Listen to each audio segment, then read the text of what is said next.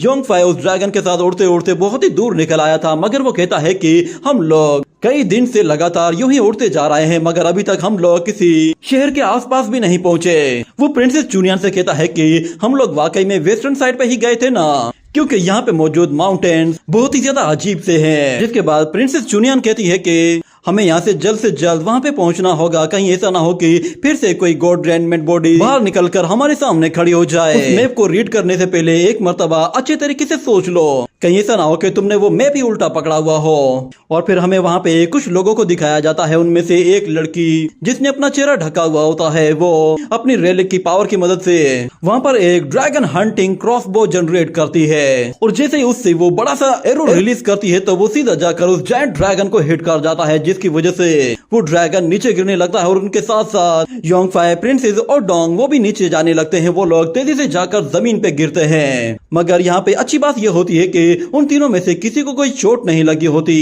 मगर दूसरी तरफ योंग फाई अपनी लेजेंडरी कमान को बाहर निकालकर अपने आसपास देखता है कि किसने उन पे हमला किया है, मगर उसे वहाँ पे कोई दिखाई नहीं देता।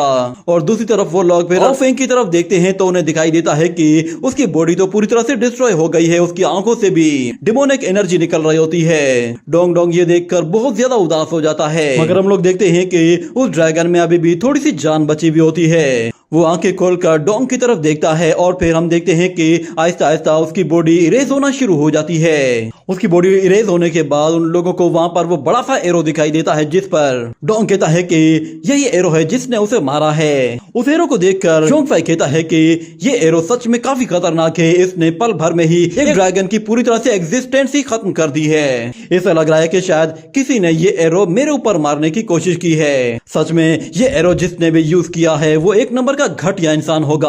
और फिर प्रिंसेस नियान कहती है कि अभी रात होने वाली है, हमें यहाँ पे कहीं ना कहीं जाके छुपना होगा।